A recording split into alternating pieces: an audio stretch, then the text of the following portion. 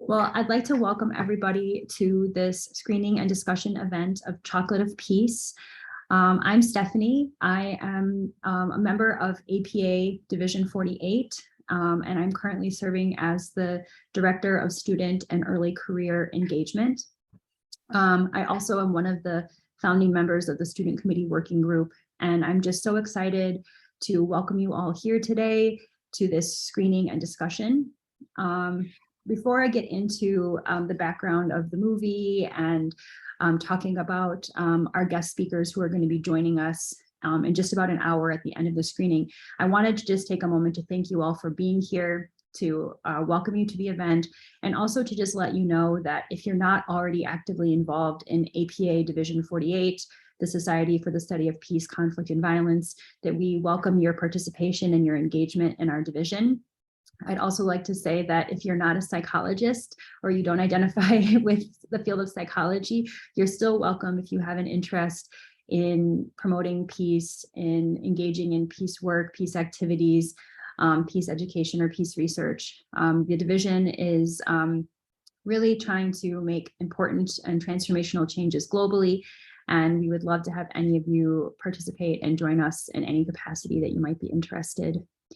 So this event is sponsored by the Student Committee Working Group. One of its goals is to invite speakers and to put on programming that will engage people in discussions about peace and peace building, and to overall increase awareness about peace in our communities.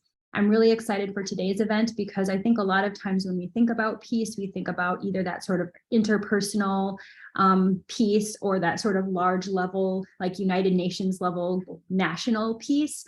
And today's documentary shows how organizations and how that mid-level can really have an impact on communities. The structure for today's event is going to be that we're going to begin by viewing the documentary. I will be sharing my screen and my audio so that you'll be able to be watching, we'll all be able to be watching at the same time. If there are any connection issues, you're going to, I'm just getting a little bit of feedback. I'm not sure. I'm going to just mute a couple of people, sorry. But I will definitely invite you to speak up as we go. So while I'm screening the film, if you're having any connection issues, I'll also make sure to share the link for where you could screen the film yourselves if for some reason the connection is bad. It is a free to watch documentary, which is thanks to the generosity of the documentary's creators, and we're going to be meeting one of them a little bit later. So the first hour or so of our time will be screening the film. Please feel free to take notes along the way. If you have any questions, you're welcome to put them in the chat. Our guest speakers, Dr. Gwen Burnyeat and Dr. Andrei Gomez-Suarez, will be joining us at the end of the screening. At that time, we're going to be able to hear from both of them. Dr. Burnyeat is going to be able to share her lens as one of the creators of the film and a person who regularly does work in this particular community and across Colombia related to peace. And also Dr. Gomez-Suarez is going to be able to share from his perspective about as a peace researcher who works globally in a variety of peace-related issues. After we hear from them, we'll have plenty of time for questions, for discussion. So please don't be shy, don't hesitate to put forth questions in the chat as the movie goes along, or once we get to that discussion part. And once we get to the discussion part, it will be just really an open discussion.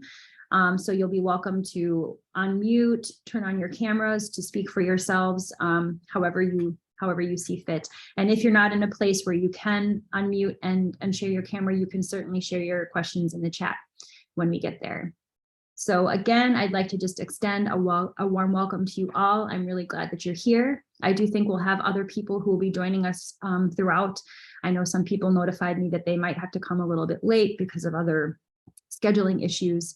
But before we get into the movie, I want to just pause and see if anyone does have any questions about today's event or about APA Division 48.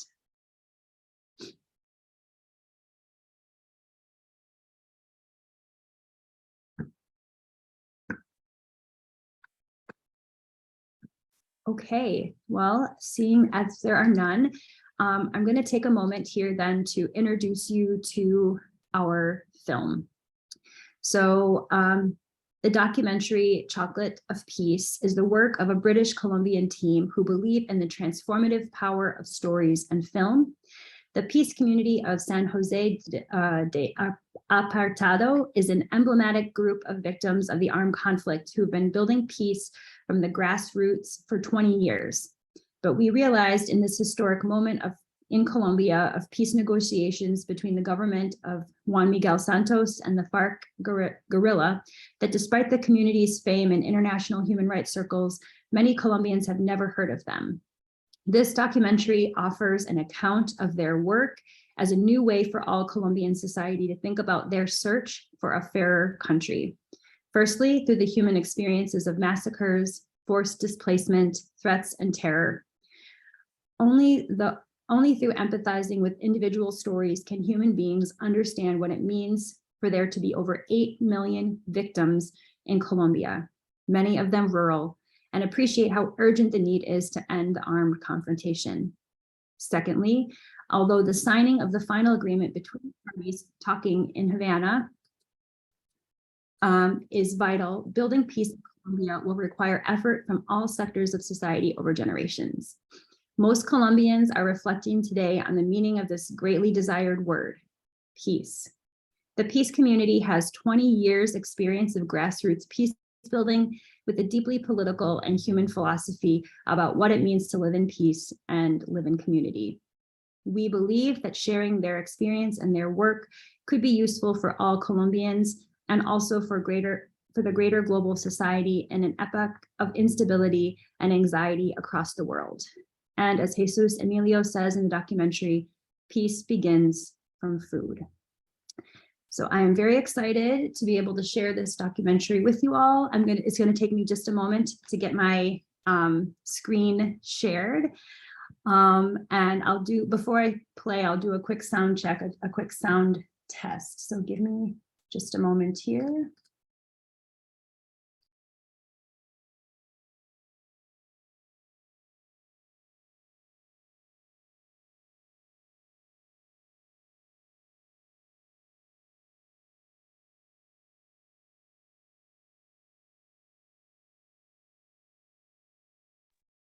So first question, could I get in the chat or vocalize, can you see the screen, the kind of leafy greens with the man on the screen?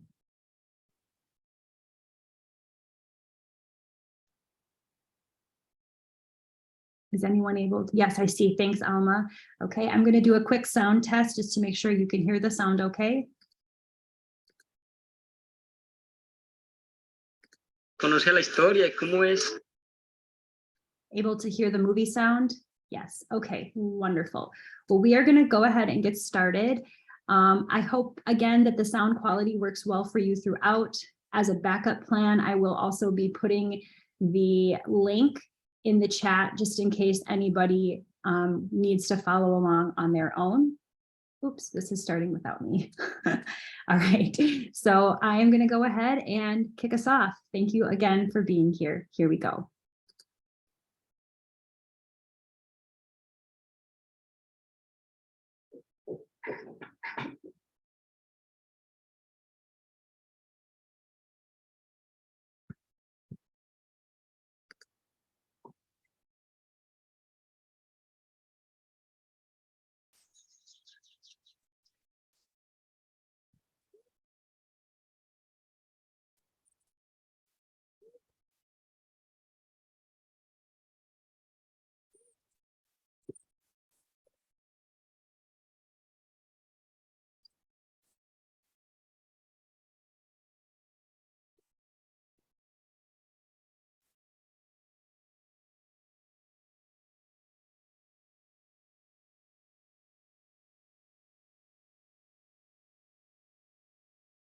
Bueno, el proceso es largo, digamos, uno tomarse una taza de chocolate es un proceso es largo, que además de que implica, cierto, el trabajo de cogerlo, pelarlo, llevar, secarlo, después procesarlo.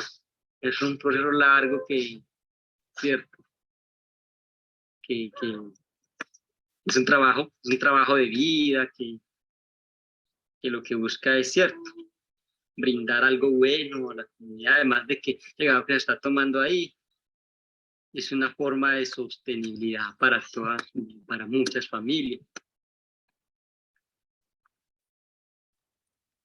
Digamos, la mayoría de la gente desconoce el trabajo que es el campesino. Solamente va digamos, lo que necesita, va y lo va por el supermercado y listo. De pronto algunos piensan que el mismo supermercado produce eso, ¿cierto? Lo bueno y es cierto que además de tomar esa taza de chocolate, allá también conoce la historia y cómo es, de por qué llegó allá, cómo llegó y todo eso.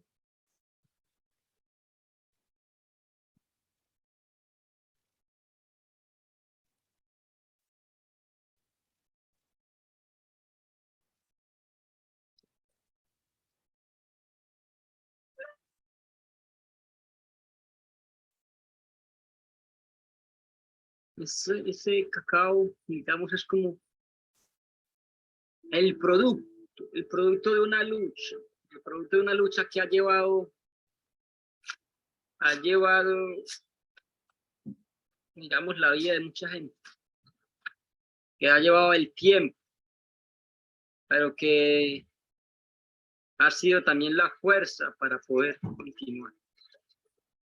Que en medio de la guerra se ha logrado, ¿cierto? Que mucha gente ha muerto, ¿cierto?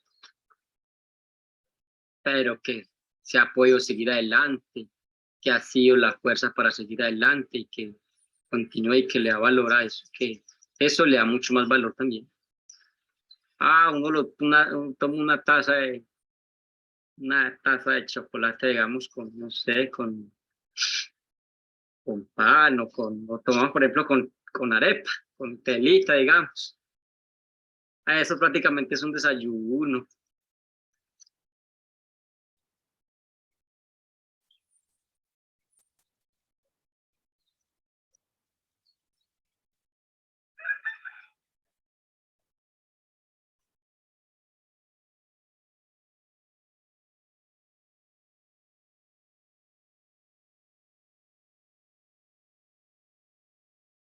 Soy campesino, sí señores, campesino de corazón, y quiero mucho a esta tierra, que estoy en mi región, y lucho para que en el campo podamos ya progresar, y que juntos adelante pues podamos avanzar.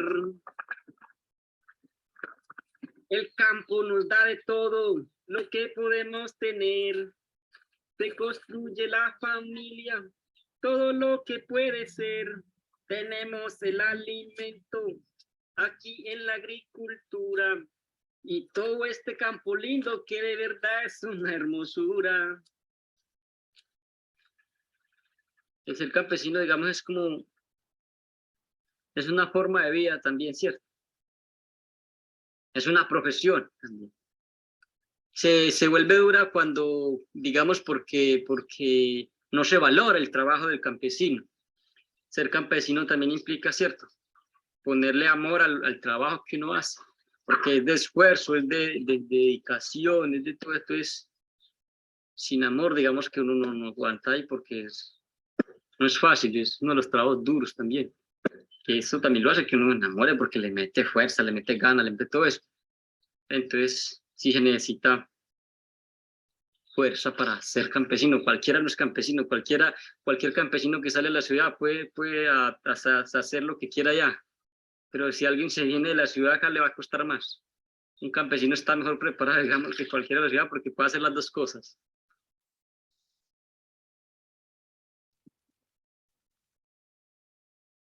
Bueno, yo creo que, a ver, para mí el campo, pues para mí es como la cuna donde nací. Yo soy campesino de cuna y a mucho honor. Para mí no es una vergüenza decir que soy campesino ni presentarme como campesino. Toda mi tradición ha sido de campo porque todos mis abuelos fueron campesinos. Y yo lo llevo en la sangre.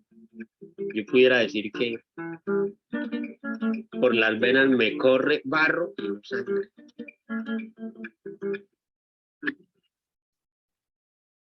Y a pesar de que la fuerza pública y todos los actores armados me han querido asesinar, no he abandonado el campo. Yo prefiero un cementerio en el campo que un asilo en Estados Unidos o en Europa, en cualquiera de los mejores edificios.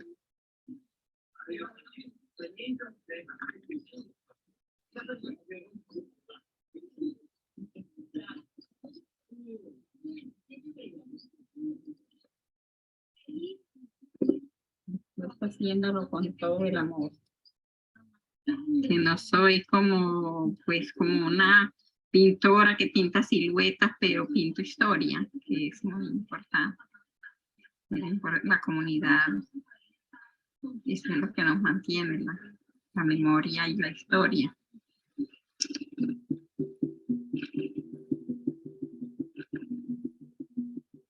Nos vinimos por acá, por esta tierra, esta región de Urabá, en el 77, buscando horizonte. Y que la verdad es que aquí Urabá es una tierra promisoria, quedan puras montañas, o sea, montes espesos porque no habían pocas aberturas. Ahí era muy bueno, muy tranquilo. Había muchísimos animales a uno comer, pescado, usted se iba a las quebraditas y eso era, molestaba el pescado, usted los quitaba. Nos adaptamos a esta tierra, ya habían problemas, porque no digamos que el paramilitarismo nació ayer, el paramilitarismo siempre ha existido desde el 60, el paramilitarismo ha existido en Urabá.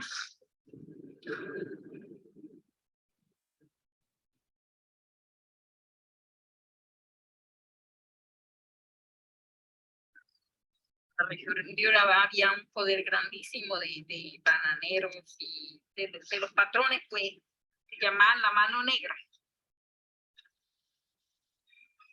Ese era el nombre de los paramilitares en esa época, la mano negra y los patrones de la muerte. Entonces, nosotros, yo creo que donde Urabá no se dañe tanto por la violencia, diríamos, era como un paraíso. Era muy bueno.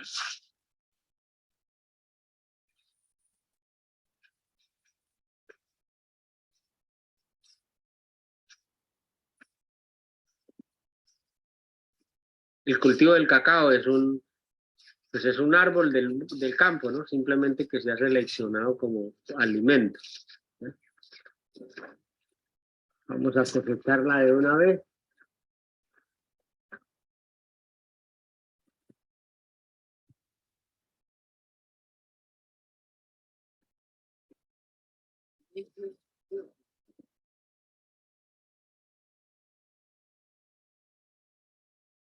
Para hacer esto es muy bueno un palín. Hay varias formas de hacer la siembra. Hay una otra forma que es, no coge estas semillas, esto es bueno colocar 2 semillitas, porque si una se muere, la otra queda ahí. Si no, después uno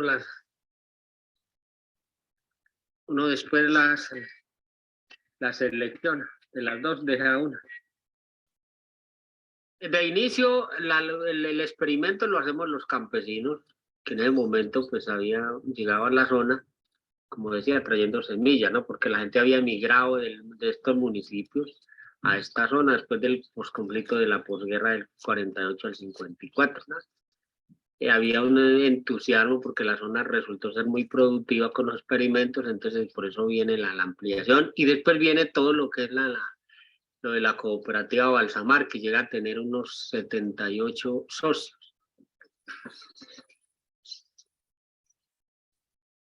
Creo que ya.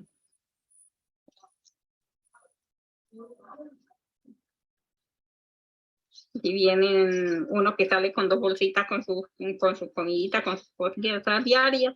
Y aquí uno que entra con su cacao. Aquí vienen entrando las mulas con cacao. Aquí viene saliendo la chiva también con productos que lleva para abajo para vender abajo. En el 90 todavía había mucho progreso en San José. Hacían las fiestas del aguacate, haciendo apuestas al que se comiera el aguacate más grande o al que comiera más aguacate. El cacao era como la parte más grande económica. Era y sigue siendo la parte económica más grande del corregimiento de San José. Desde la misma Unión Patriótica planteábamos que hubiera una cooperativa donde se acopiara todo lo que era los frutos y las semillas y todo lo que se vendía allí, inclusive los cerdos, la gallina, los piscos, el ganado, todo se vendía allí, la mayor parte. ¿Y por qué? Porque también no era gente que venía solamente del corregimiento de San José, sino que era gente que venía de Chiburodó, venía de Carepa, venía de todas partes del corregimiento de San José. Era gente de la Unión Patriótica. Y en toda la región de Urabá era de la Unión Patriótica, la mayor parte gente que no tenían ninguna clase de partido, se vincularon al partido de la Unión Patriótica.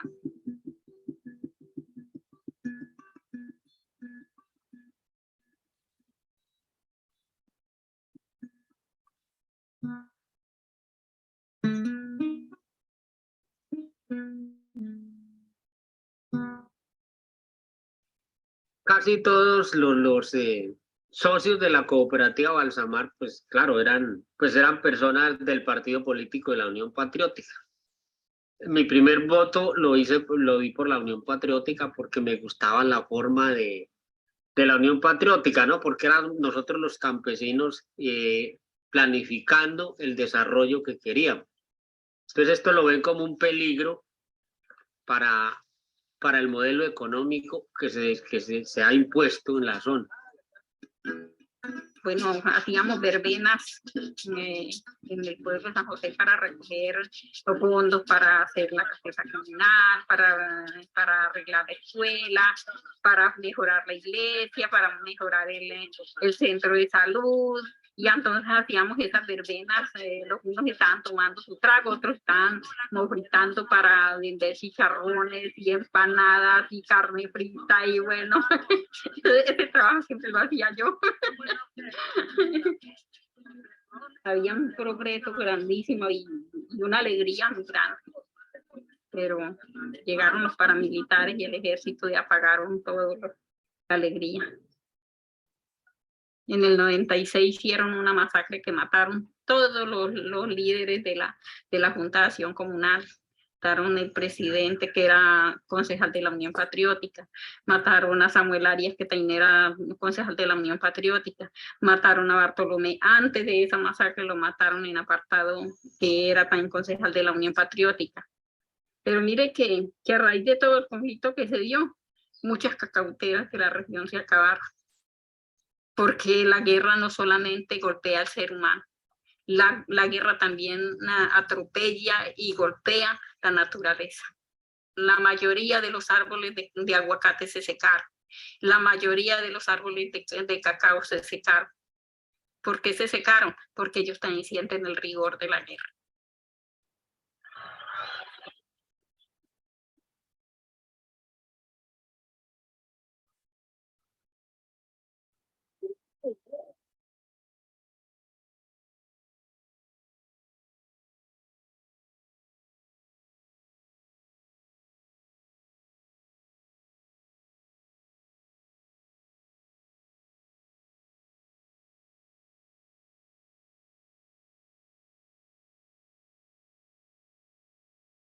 Compañeros, lo que se hace,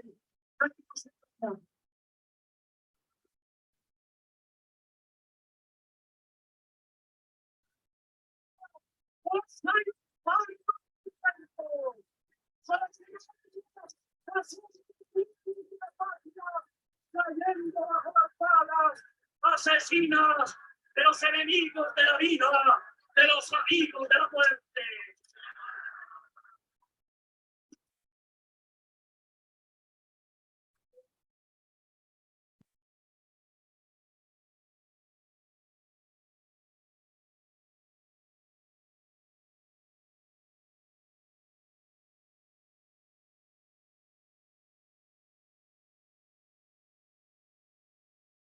militares y paramilitares que estaban en el camino me retienen. Yo venía con un sobrino y un primo.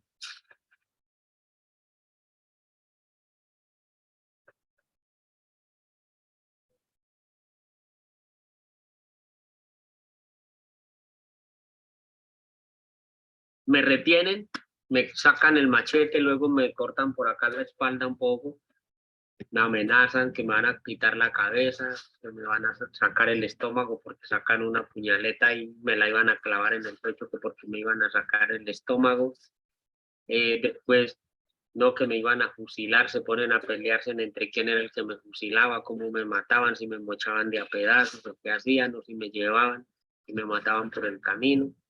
Y que yo tenía que decir que era guerrillero, que si no decía que era guerrillero me mataban. Y dije, pues no me tienen que matar porque yo no soy guerrillero y mátenme.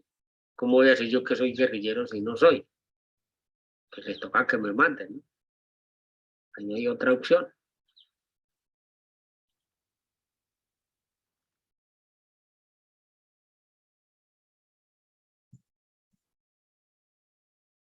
Parte de la economía que tenemos es cacao. Y aquí en la comunidad a diario se ha trabajado.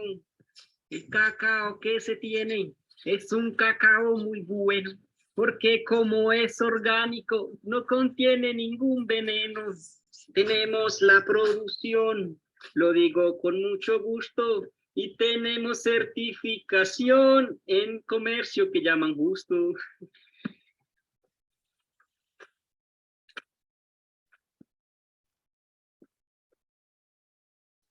Bueno, el cacao lo cogemos y lo juntamos en pilas grandes y luego lo sacamos.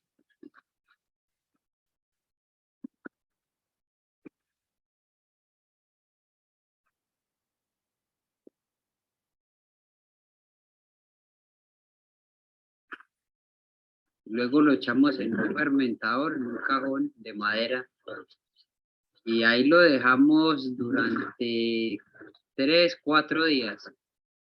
Y ahí lo llevamos a la secadora. Después ahí ya, para estar listo para venderlo, ahí ya depende del sol que le hagan. Pero sí, más o menos está aproximadamente entre 4 o 5 soles fuertes.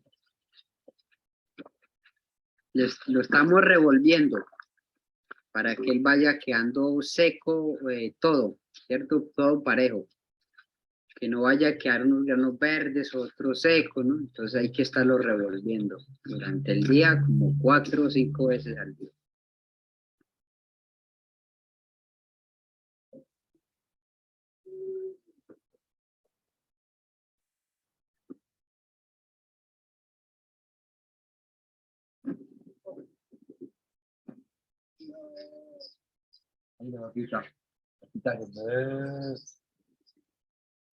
Pues fue en el año, a finales del año 96. Escuchaba uno por las noticias, escuchaba uno la gente que ya iba siendo desplazada, de que los paramilitares, que era una gente muy mala, que venía como matando a la gente, que venía matando a los niños.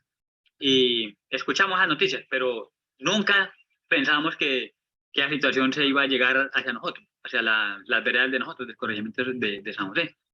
Y entonces algunas veredas que no habíamos sido desplazadas, como La Unión, como Arenas, como Buenos Aires, Bellavista, como unas 4 o 5 veredas, en apuros de eso, entonces hicimos la declaración. Gloria al sendero de paz, que abrió la luz brillante de la neutralidad. Vamos todos apoyados, el uno con el otro, rescatando los valores de la civilidad. Vamos todos adelante, con cariño y mucho amor, con los suyos y los nuestros, y toda la humanidad. En realidad, pues eso conlleva que no podía ser uno parte de ningún otro armado, no podía dar información, no podía venderle a ningún otro armado, no podía aportar armas, ni munición, nada que tuviera que ver con ningún otro armado, sino que ser neutral, ni a un lado ni al otro.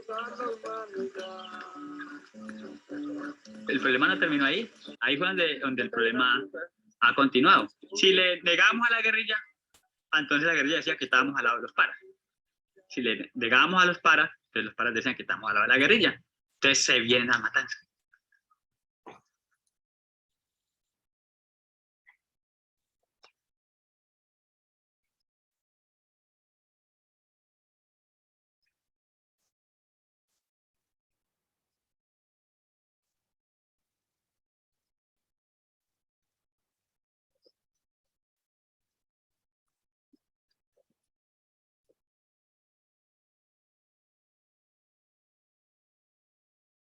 El desplazamiento era una cosa que yo jamás la había vivido.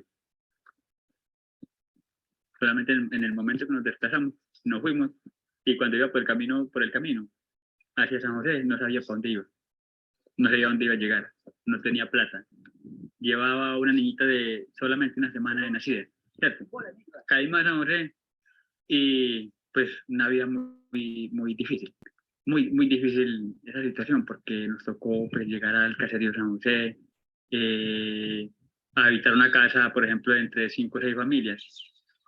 Estábamos asignados en el caserío, donde nosotros no podíamos salir del caserío, porque había guerrilla que mataba, había paramilitares que mataba, pero también estaba el ejército por otro lado, pues protegía a los paramilitares para que pudieran matar. Entonces, nadie podía salir individualmente.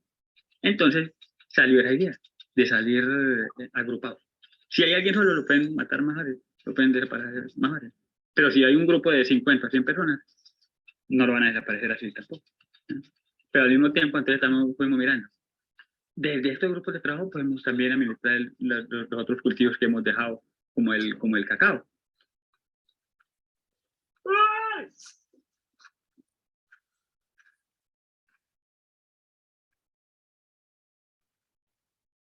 ¿El almuerzo, pues?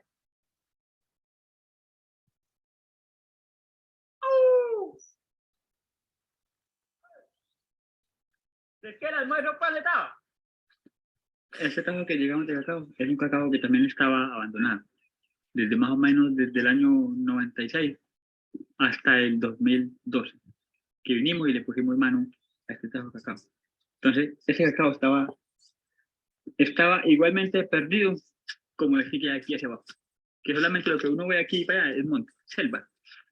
Pero que si uno se mete entre la selva, ahí está el cacao. Está vivo, cacao vivo.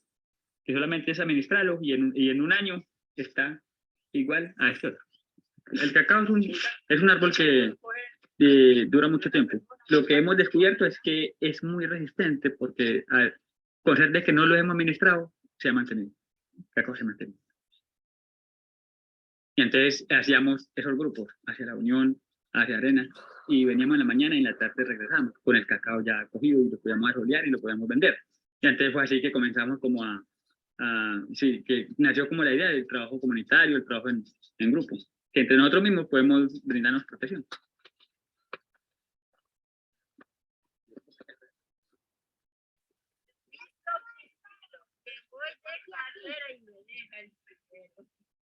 Hoy en día, cierto, es una vivencia buena. Y entonces, patrón, Estamos todos charladitos, gritando, nos reímos, a veces nos reímos del compañero, los compañeros se ríen de uno, pero cierto, es una situación buena, cierto, que se nos va el día en un ratico, pues no sentimos el día.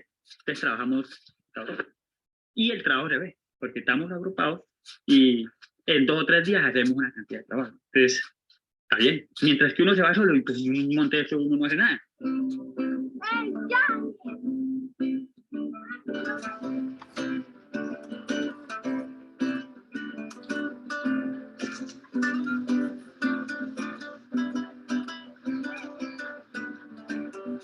Vivir en comunidad es una lucha contra uno mismo, porque siempre el ser humano fue educado e individual. Esa vida comunitaria parte desde la reflexión de cada ser humano. para qué quiero yo vivir y cómo quiero vivir en realidad dentro de una sociedad justa, donde no haya injusticia.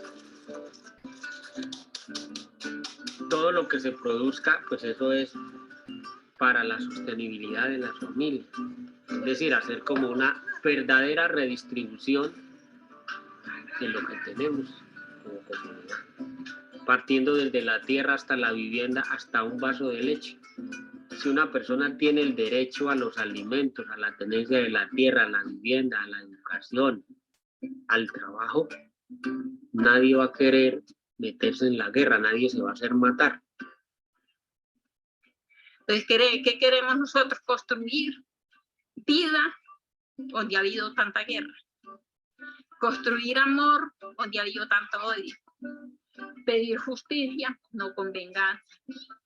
Construir dignidad donde la dignidad se la han querido llevar otros. Y defender nuestro territorio porque esta es la vida de cada uno de nosotros. Entonces ha sido muy difícil porque es que para uno decir yo soy neutral y ellos no, en sí no van a entender. Y los actores armados no entienden.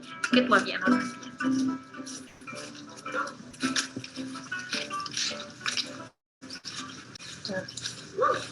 Ya saben. Buenas.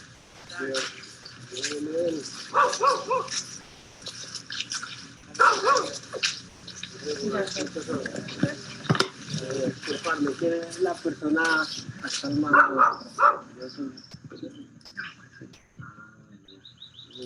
Veníamos para hablar con usted otra vez. Y estos son predios de la comunidad del barrio. Yo recién llegado acá, no. Nosotros en realidad no compartimos lo de los actores armados dentro de los predios de la comunidad. Pero usted sabe, esto de todas maneras. No, esto. Ok, si está grabando, no puede grabar delante de sin mi concepto. Sí, no está apagado. Todavía estamos dentro de una confrontación armada. Hágame el favor, guarde la cámara. Los actores armados.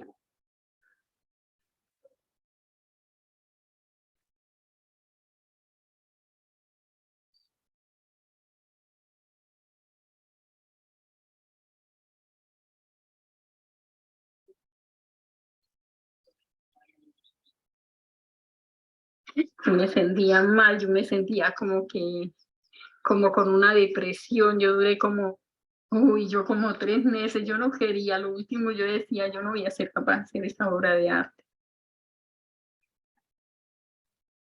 Y lo saco así, pero todavía como que me timbra, como que siento esa cercanía de ese dolor tan grande que sufrió en ese momento de la muerte. Como la idea era acabar con la comunidad de una u otra forma, nos hicieron de todo y nos mataron muchísima gente, muchas masacres y muertes selectivas. Pero la masacre del 2005 ya fue la tapa para romper totalmente con el Estado.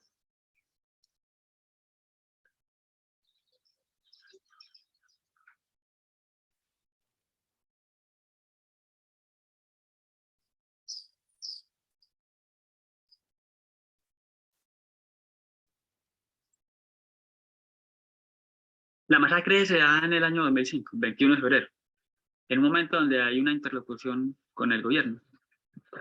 Y en este espacio fue exactamente donde encontramos los cuerpos de Luis Eduardo, de la compañera de Luis Eduardo y del hijo de Luis Eduardo.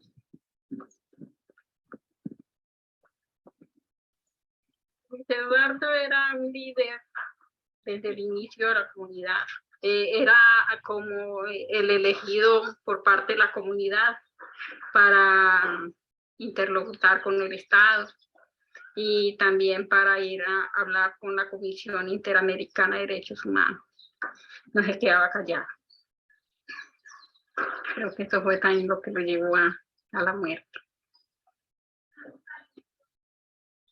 Se viene hacia la finca y aquí en el río, aquí a un poco metro acá, lo detuvieron los militares conjuntamente con los paracos, una operación que venía conjuntamente entre ellos. Y lo cogieron, lo amarraron a él, a la compañera Avellanira y a su hijo, Deiner, de 11 años.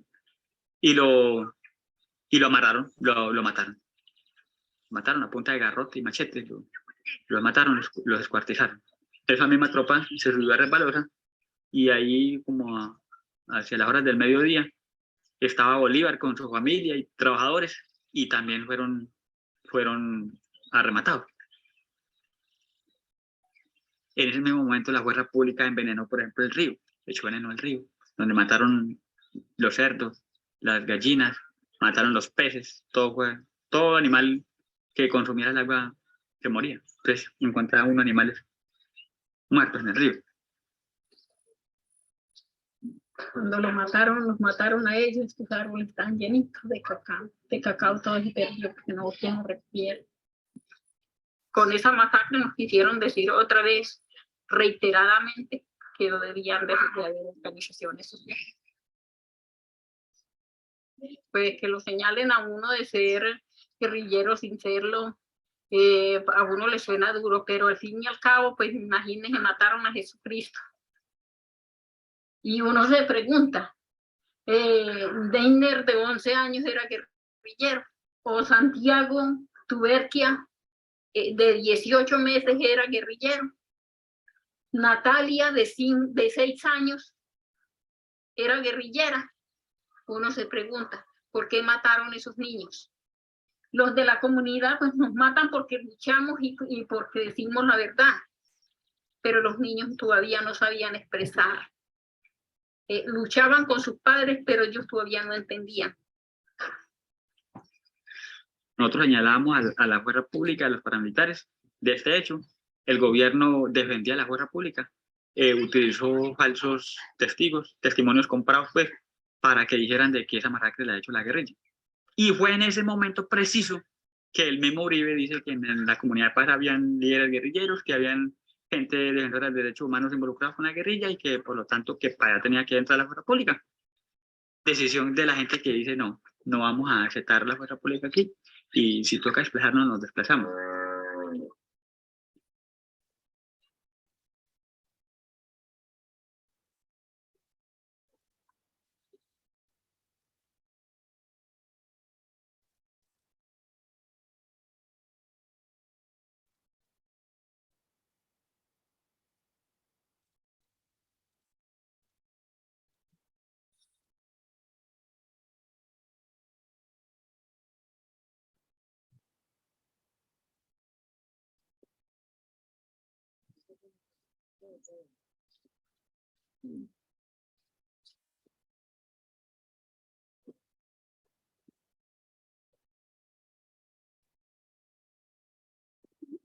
Casi no me gusta venir acá, porque para mí no es agradable venir acá. Tengo que ver cosas que a mí no me gustan ver.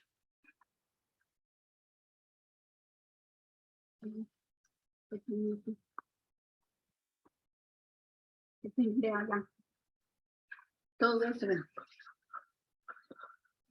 Estos huecos son impactos de bala. Son impactos de bala que cuando se enfrentan, entonces ellos vienen, escudazan aquí dentro de la escuela y claro, responden, entonces tiran a la loca y hacen semejantes huecos. Bueno, nosotros siempre habíamos afirmado en los reglamentos, en los principios, no vivir con ningún actor armado, porque cualquier actor armado que sea lo pone en objetivo militar a uno y lo pone en peligro. El escudo humano, prácticamente.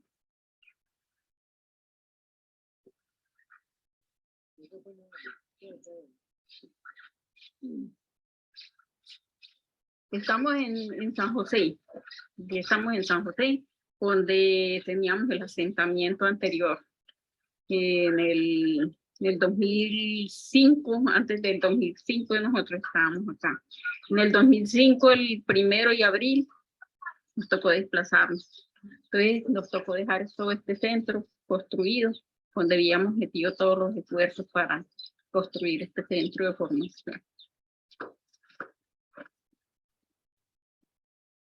Mire todo lo que ha quedado acá de este centro. Todos los vidrios quebrados. Muy triste por todo lo que quedó acá. Este mural lo hicimos nosotros.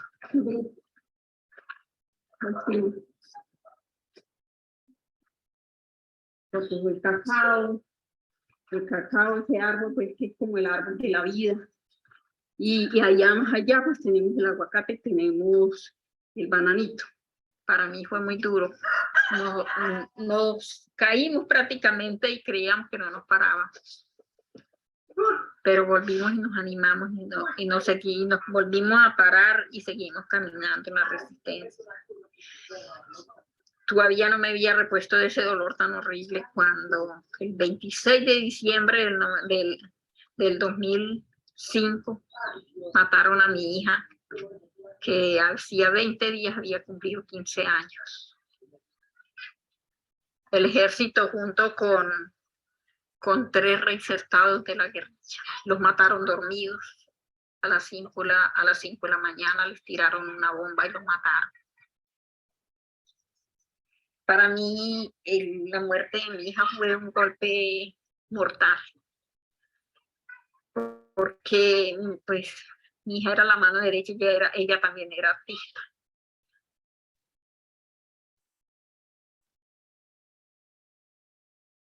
Que es en la guerra y en la guerra, pues, nunca se gana, siempre se pierde.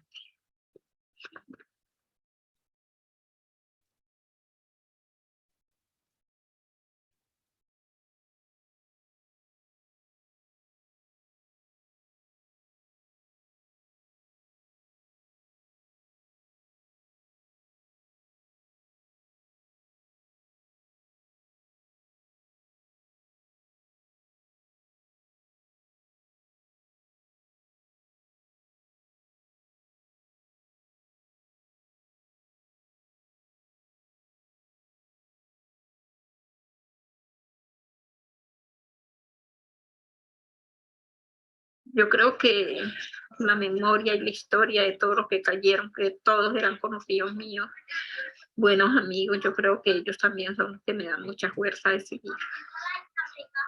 Porque yo creo que, y siempre creo y creeré que uno se muere, pero espiritualmente nunca se muere. Yo creo que a través de la memoria histórica de la comunidad, yo creo que eso es lo que me ha dado fuerza para seguir.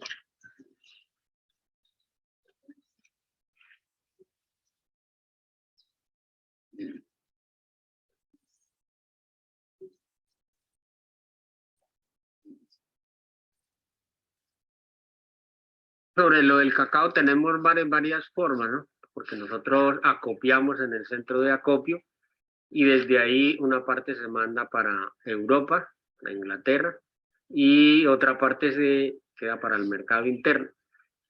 El cacao del centro de acopio se lleva en las mejores condiciones a la instalación, la planta procesadora, allá se tuesta en la tostadora, luego se trilla y ya de la trilladora, como sale purificado con el ventilador, pues ya pasa a la máquina para hacer el licor de cacao. Después del licor de cacao ya pasa a las gavetas, las formaleticas, para que ya quede en pasta. Simplemente es pasarlo ahí, dejarlo que enfríe y empacar.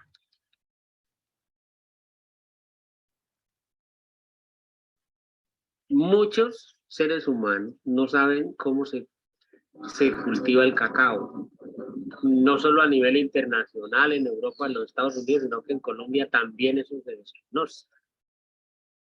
Entonces, ahí viene la otra parte. Muchos colombianos no conocen las víctimas, no saben qué nos toca vivir a las víctimas de todas estas consultaciones normales. Pero el cacao, ¿qué permite? Con lo del cacao podemos ir un poco más allá de simplemente ingresos económicos a la familia. Es también dar a conocer una experiencia en algún rinconcito del mundo de unos campesinos que cultivan cacao. Entonces, eso es como dijera, una parte para nosotros, una parte política también acompañada. El que va a consumir este cacao de la comunidad de paz de cierta forma va a tener una concientización un poco de qué es la comunidad de paz, qué es lo que hacemos nosotros. ¿Por qué es tan importante para nosotros esto de un encuentro sobre los alimentos, ¿no? Y entre personas como si fuéramos dos mundos, ¿no? Pues como hablamos de un mundo de privilegios y otro de relegación. Los campesinos pues históricamente vivimos como relegados, ¿no? Entonces, que sobre los alimentos volvamos a encontrar estos dos mundos, es muy fácil entenderlo, ¿no? También para conocernos un poco, ¿no? Que somos los campesinos que nos toca vivir en medio de los ametrallamientos, bombardeos, asesinatos, masacres, torturas, donde para llegar un kilo de cacao a veces pues tenemos que poner vida, la realidad. Entonces, si va a haber un entendimiento entre la sociedad civil que necesitamos juntarnos, pues va a ser muy fácil construir paz. Y que la paz empieza, como decía, desde la alimentación.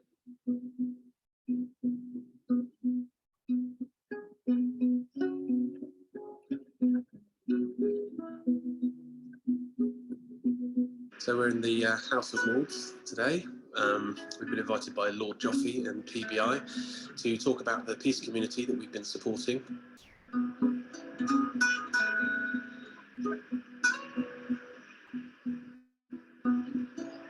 Basically, Lush began working with the peace community probably nearly 4 years ago now. We purchased cocoa beans at a fair trade price from the community, process them into cocoa butter, and that makes a massage bar, which is a solid product that we use to massage, that it's actually called the Peace Massage Bar.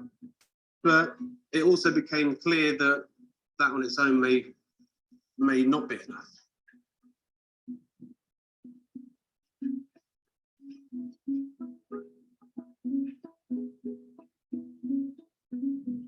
We've run a very successful campaign over the last few weeks, trying to raise awareness for the people of San Jose. We have our petitions here, and I was wondering if it's all right for the Colombian ambassador to step forward and maybe take a token amount of the petitions, which I have here with a letter. I'm not sure if that's part of the agreement, if that's okay. Para nosotros el cacao ha sido como una parte de afianzamiento de la resistencia de la comunidad de paz. Es una entrada, un mejoramiento de ingresos a las familias, pero también la visibilización política que se está haciendo. La comunidad de paz nace en toda esa situación de violencia que vivimos desde hace muchos años en Colombia. El que no era asesinado. Entonces esto de cierta forma va siendo una forma de protección hacia la comunidad, porque a la medida de que más seres humanos se pronuncian ante el Estado colombiano, hay que prestarle más atención, ¿no? Within the context. Como si tuviéramos una carga, pero alguien viene y nos ayuda a meter el hombro. A mí me gusta tomar el chocolate con dulce, con agüita, panela, con azúcar. A veces con lechita también, sí. Con tostada, con pan, con yuca, con plátano frito, con patacón pisado.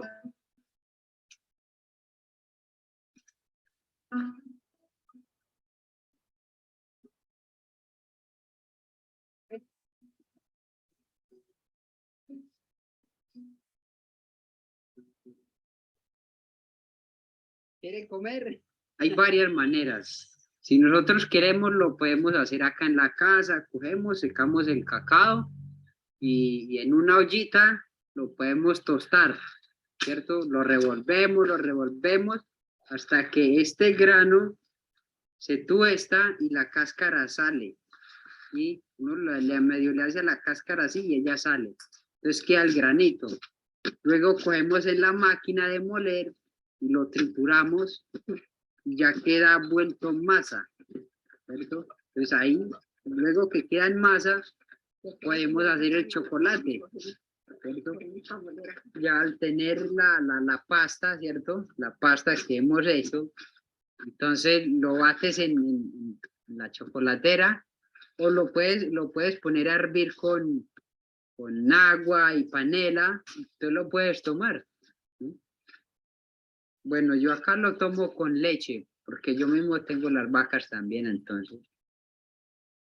Acá cultivamos las vacas también, entonces no necesitamos de comprar chocolates ni leche. Y si queremos tomarlo con queso, también hacemos el queso.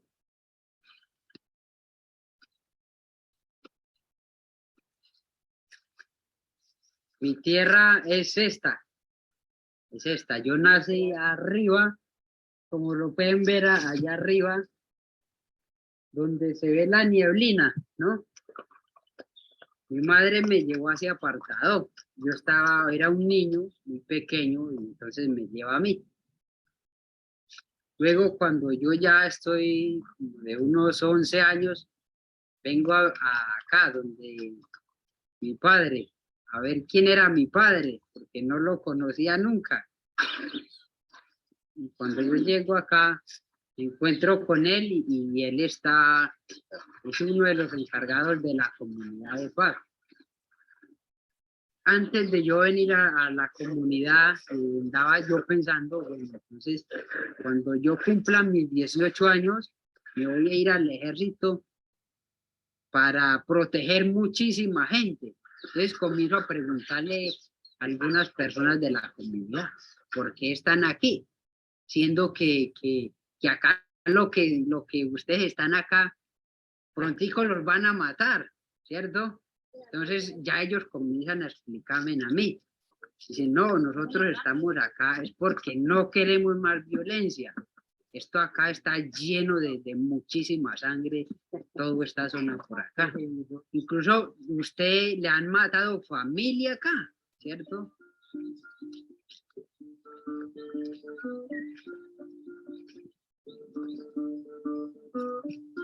Y cuando yo dentro en conocimiento, en conciencia de que lo que yo venía pensando estaba yo totalmente perdido, ¿no? De lo cual si yo hubiera llegado a coger este camino, incluso hubiera venido a asesinar a mi padre si me tocaba. ¿Cómo es posible que yo voy a ir a proteger la humanidad cuando la realidad es otra? La realidad es que voy a ir a acabar y a sembrar odio, a sembrar rencor. Entonces todo esto me hace cambiar. Me llama más la atención para quedarme acá. Entonces ya yo digo, yo ya no voy a ir a sembrar terror, no voy a ir a sembrar muerte. Yo lo que quiero construir es vida, sembrar vida. Y la vida se siembra el día a día.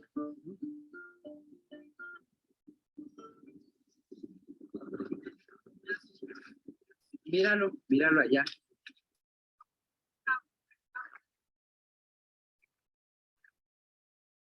A ver, yo creo que los helicópteros siempre mantienen mucho en el aire.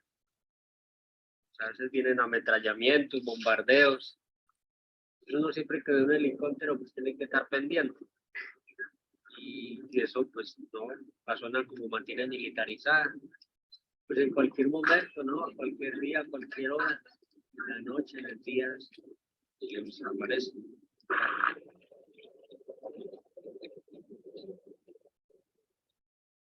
En un día se acabarán, quién sabe cuándo será, pero está como lejos.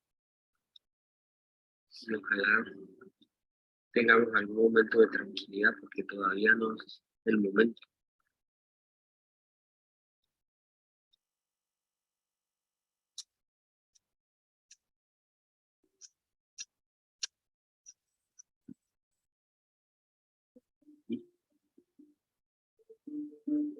Nosotros cada vez que sembramos un árbol de cacao, le estamos diciendo no a la guerra, ¿sí?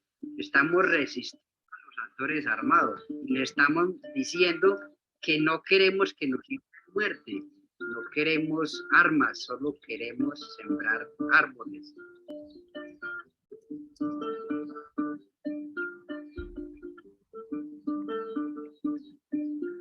Entonces lo importante de nosotros es que esto no se olvide, que esto se haga ver ante el mundo, lo que hacen los actores armados con la población civil, para que el mundo se dé cuenta de que para qué fue que hicieron las armas, ¿no? Que no la hicieron para cuidar el campesino, para cuidar el ser humano, sino para destruirlo. No, yo creo que uno se siente muy bien, ¿no? Primero que todo estar en el campo, que es lo que me gusta. Y estar acompañado de un hijo, pues claro que eso lo llena a uno de alegría y satisfacción. Y que le guste eso es bien importante para uno, ¿no? Lo llena de satisfacción, de alegría, porque quiere decir que las cosas van a seguir. Ya uno pronto no va a estar, pero hay otros que están. Entonces, quiere decir que lo que uno ha hecho en la vida no es en vano.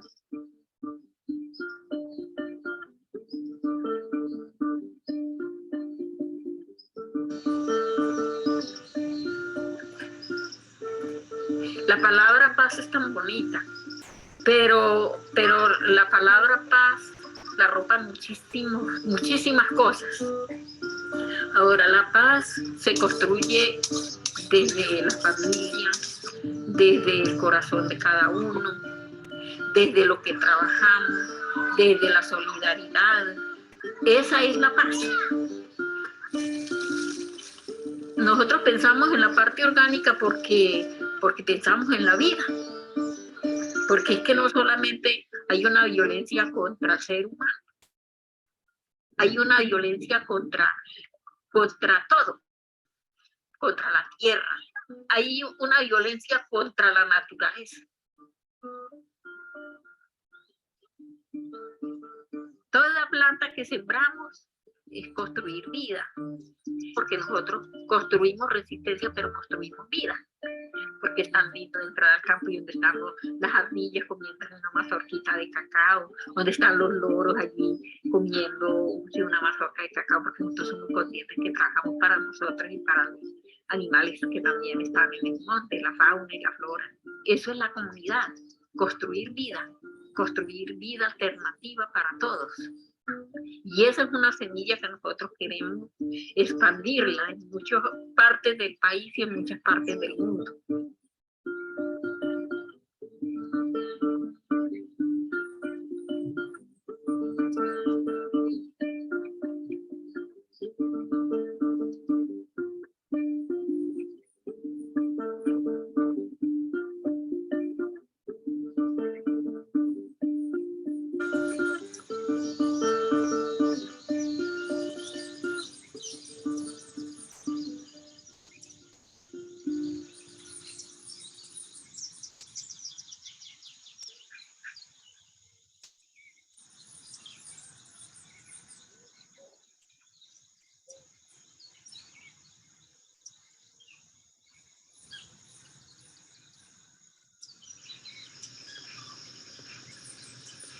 El cacao nos fortalece para seguir adelante en medio de esta lucha que se hace a diario y constante. También nos ayuda a todos, pues claro, con la comida y para seguir adelante con buena autonomía, cosa que es muy clara aquí en la comunidad, porque a veces nos presionan y no nos dejan trabajar. En el campo hay muchas formas que se llaman de violencia. Nos atacan por un lado para acabar la resistencia, pero el campesino es fuerte y quiere seguir luchando para aquí en la tierra poder seguir trabajando. Así adelante seguimos y siempre decimos no más. A la violencia hay que siga adelante la comunidad de paz.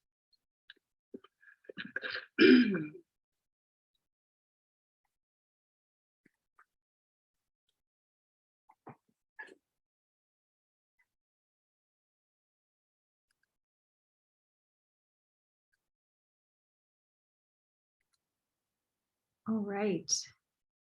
Well, thank you everyone for your attention to the documentary.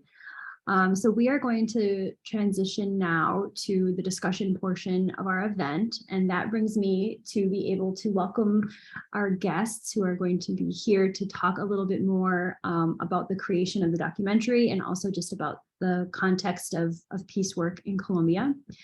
Give me just a second here to get myself situated because I was sharing my screen and I need to get back to my documents.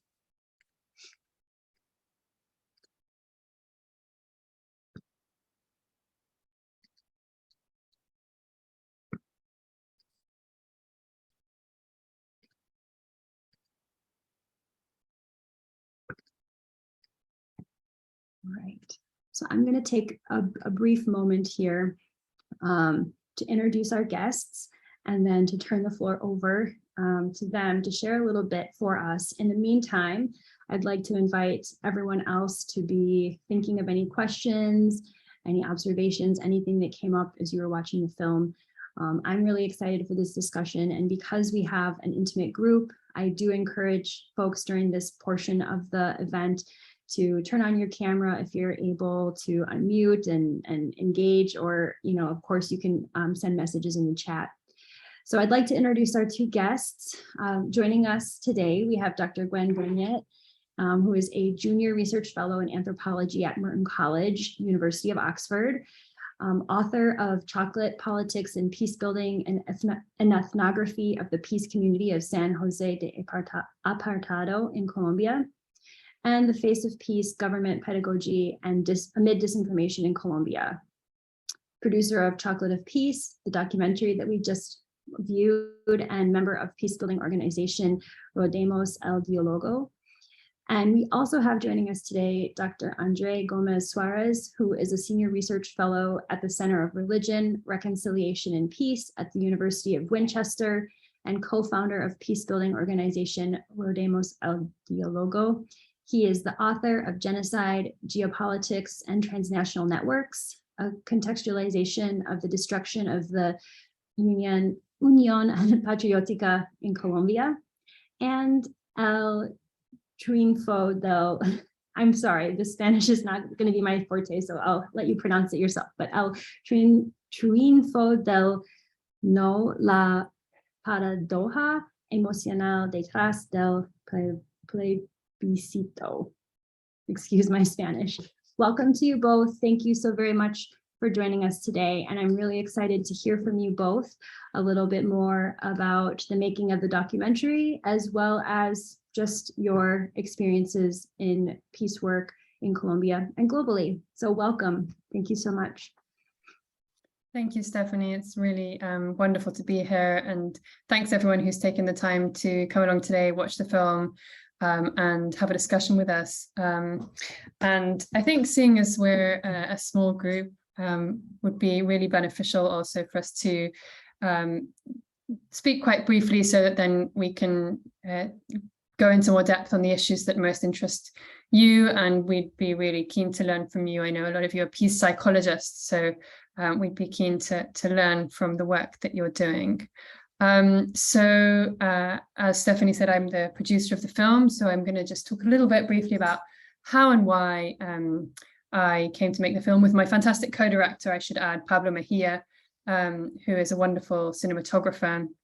And he's the one who did all of the technical side of things. He held the camera, he did the editing. I am an accidental filmmaker with no technical skills whatsoever. Perhaps I'll just introduce the film by mentioning, and I know that some people here will be familiar with the Colombian conflict and some people will not be, so hopefully we'll be able to bridge between those two. But I'll speak more specifically on the peace community, and then if you're interested in specific aspects of Colombian history and peace, we can go into that in the Q&A. The peace community of San Jose de Apartadó, to put them in a kind of bigger picture, is one of the most emblematic groups of victims of the Colombian armed conflict. So in 1997, as you saw, they declared themselves neutral to the armed conflict as a way of protecting themselves amidst left-wing guerrilla, right-wing paramilitaries, and state armed forces. And they've been renowned both nationally and internationally in the international human rights scene or community.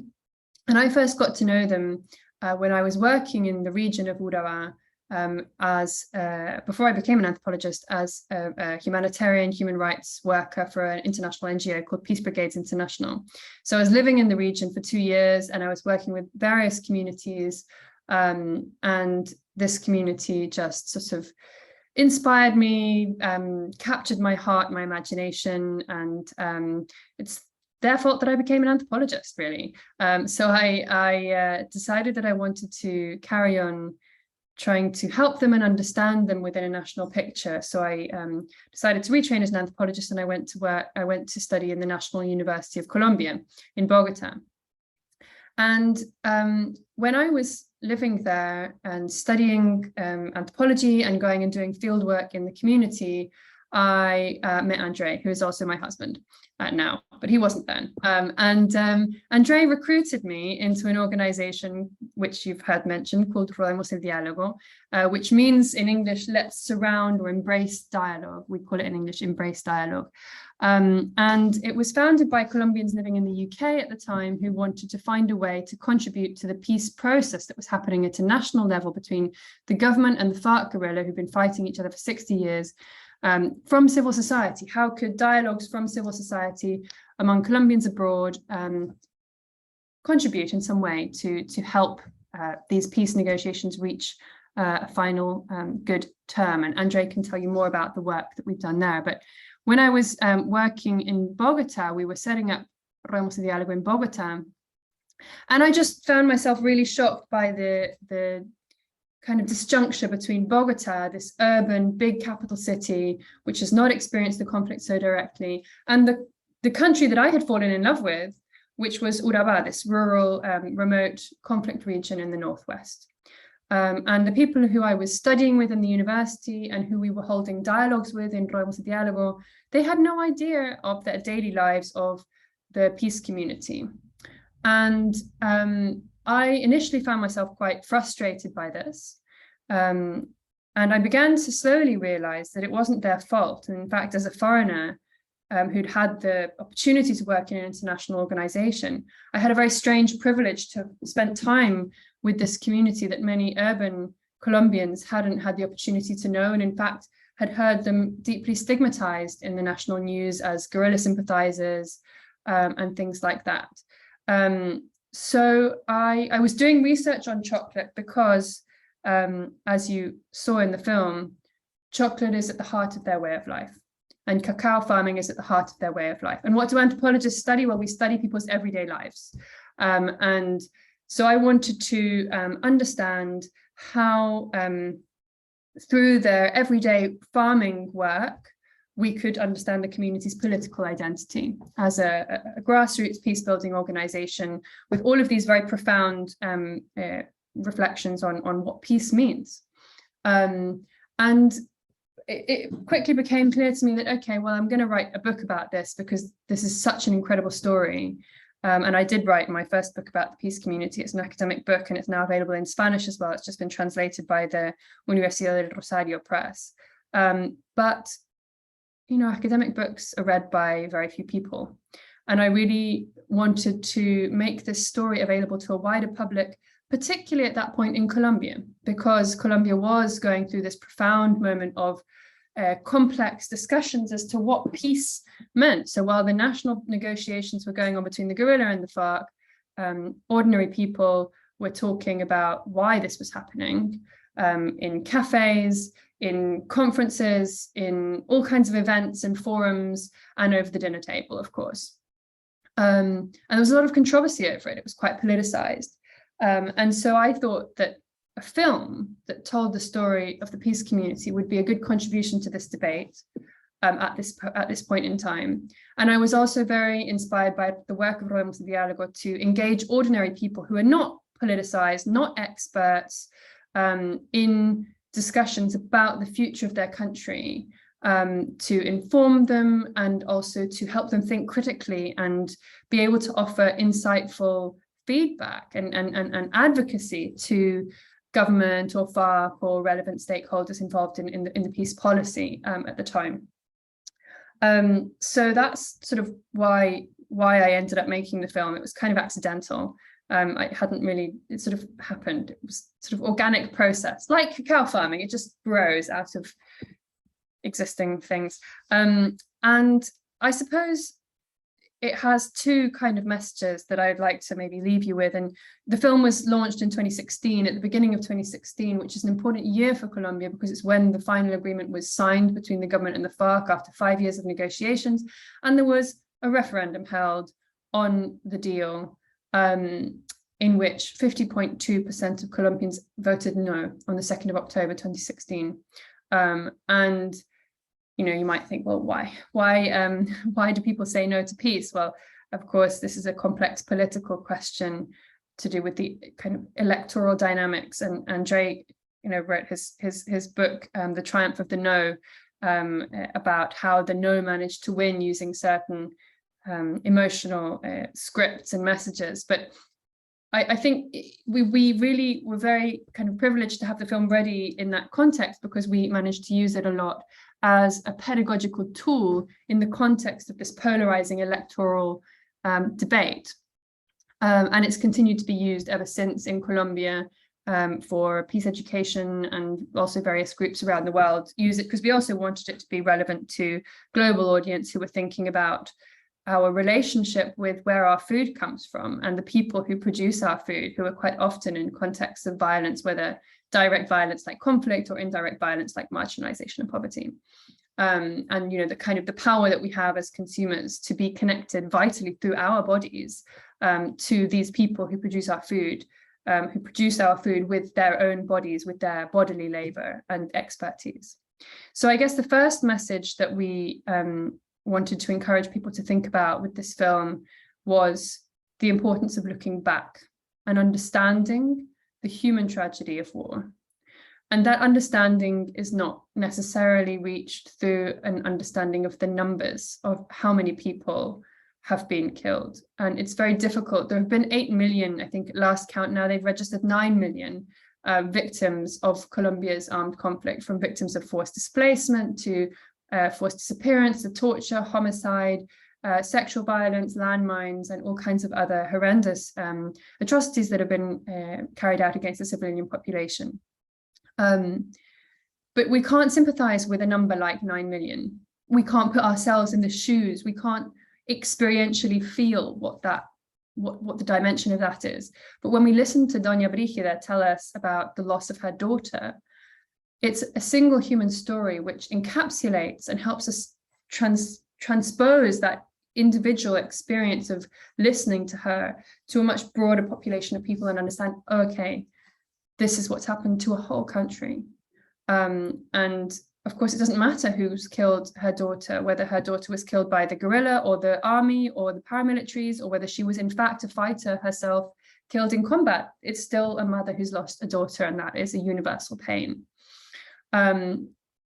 So I think the film invites that look at the kind of some of the individual lives of what people have suffered, and maybe Andrei can talk a bit about the Truth Commission's work today that is doing this obviously on a much more sophisticated and large scale. But we also didn't want to leave it at that, because I think that when you stay with the tragedy of the past, you condemn human history to repeat itself. There are so many documentaries you can watch about the atrocities of war in Colombia that would just make you want to throw yourself out of the window and think, oh my God, human beings do such horrendous things to each other. And we wanted really to inspire people with a message of hope and future-looking hope. So we thought that the peace community story was also about championing a kind of new philosophy of alternative ways of living amidst violence and destruction. And one of the things I often asked audiences to reflect on in the run-up to the peace referendum in 2016 was, well, what do you think peace means to the peace community?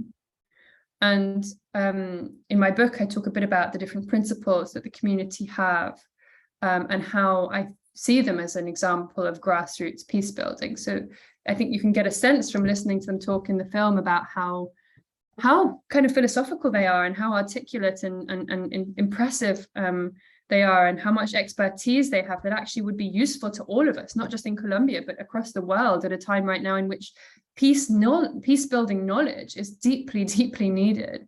and they have learned how to do it amidst violence. So they really are the best qualified people to teach us these principles and these skills. And I thought things like the value of community work, of solidarity economics, of keeping alive historical memory through, like the pictures of Doña Brígida, the importance of democratic organizational principles. For them, it's very important that they're an organization and they organize themselves. This verb organizarse is really important in Colombia.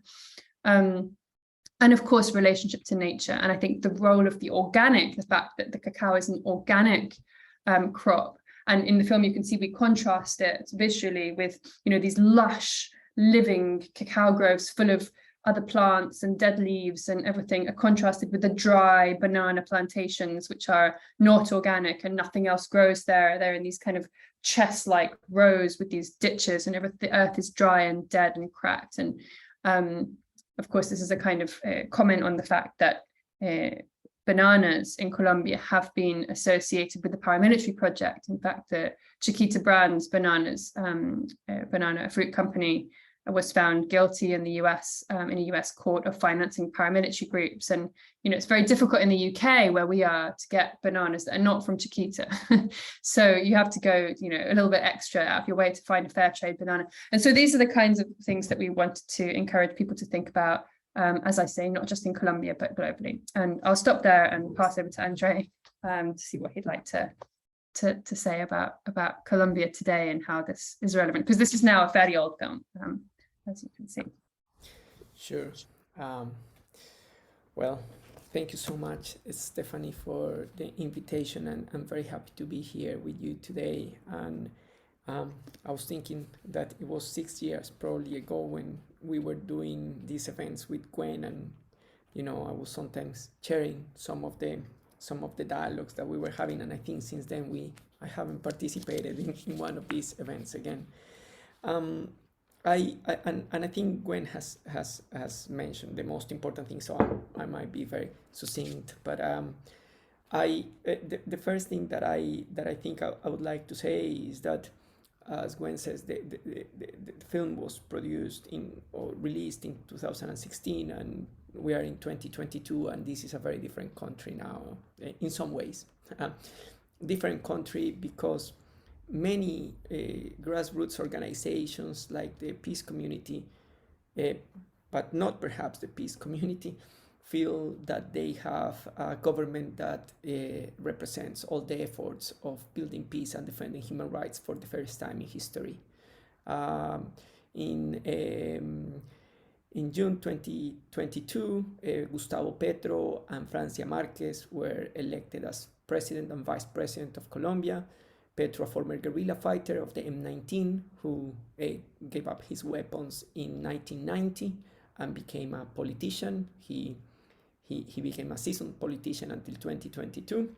And Francia Márquez, a human rights defender, environmentalist, Black Afro-Colombian woman who had been a housekeeper and had to, flee her territory to protect her life.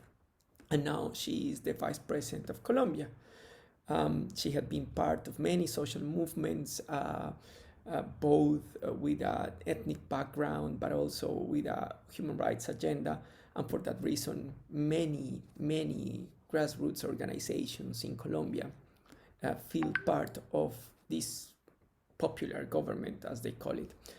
Precisely tomorrow, for example, in London, we are having one of the regional dialogues that the presidency of Gustavo Petro and Francia Márquez have been doing across the whole country to collect proposals to draft the National Development Plan. So this is not only being done across the counties, the departments in Colombia, but also it's being done outside Colombia.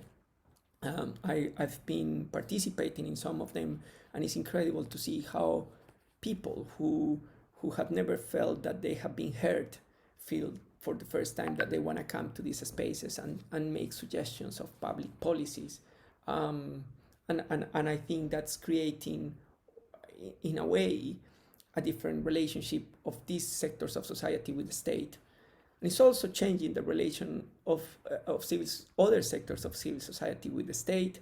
I was just receiving some messages from one of my relatives who is an upper middle class person in Colombia and who thinks that is very concerned that Petro is bringing socialism into Colombia and is expropriating people and is putting taxes to take away the money from the middle classes and is going to impoverish the country.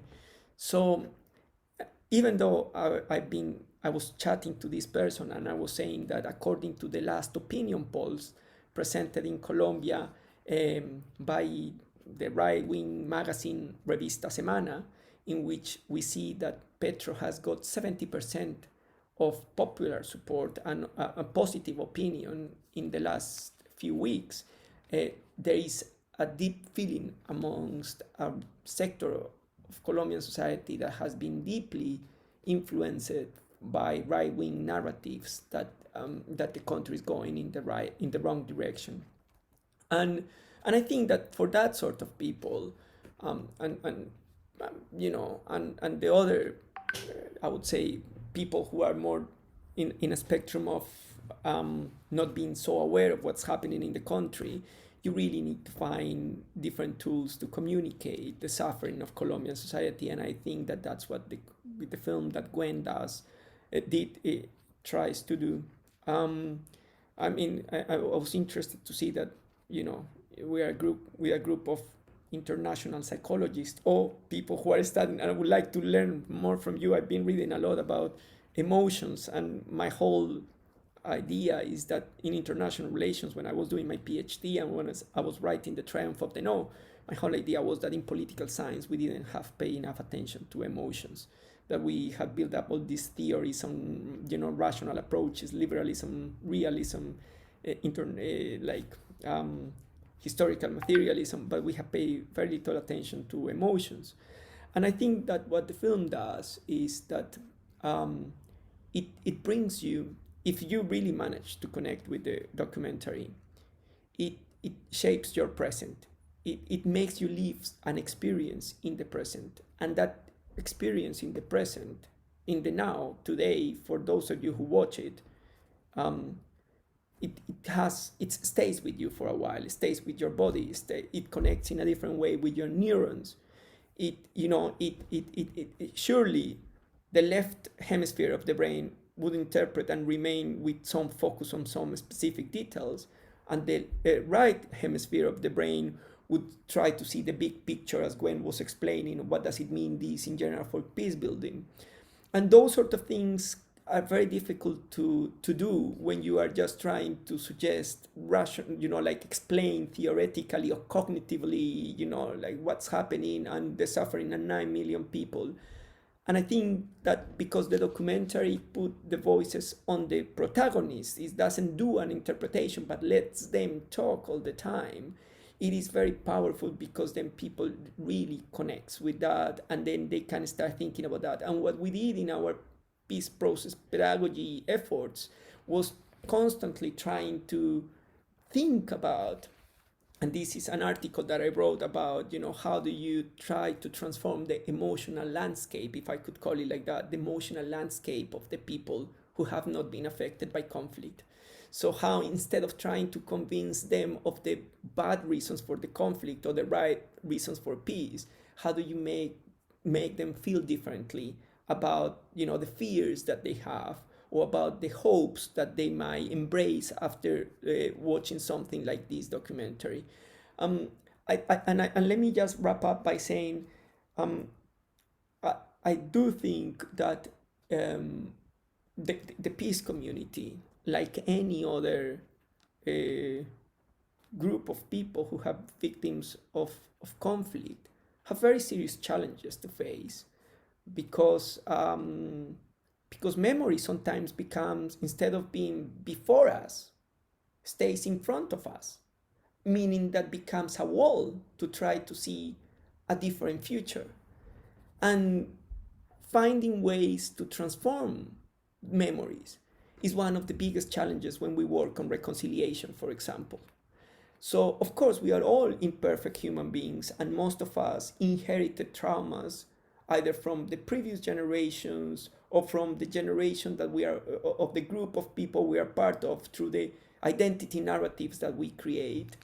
And one of the biggest challenges for a country like Colombia that is trying to move away from conflict and try to build what Gustavo Petro calls total peace is to find a way to shape new collective memories that go beyond the individualized memories of the groups, and that can see a picture of a bigger, and that could encapsulate diversity within.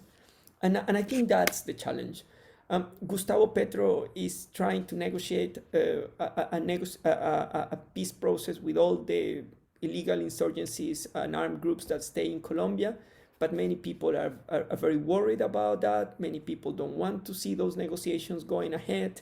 And I think it is precisely because we have a long history of conflict in Colombia, collective memories around the wrongdoings of different groups of society. And in order to create the possibility of a peaceful Colombia based on structural transformations that the president wants to do, we will have to also try to think a bit about, those memories that we have of the past and change the practices and the relationship between state and society. And that's something that Gwen discussed later on in another book, but probably we can discuss those things as a part of a Q&A. Wow. Well, thank you so much to you both for that background and that overview. I think, for those who are not familiar, just, kind of with the historical context and even the present context with the elections and the ongoing peace processes in Colombia, that was just really helpful to situate this documentary within that context and to, just give a lot of food for thought. I have a ton of questions, but I've also been talking a lot today, and I want to give opportunities to other people who are here to jump in if anyone does have questions or comments. If you're able to unmute, by all means, go ahead if you want to put things in the chat.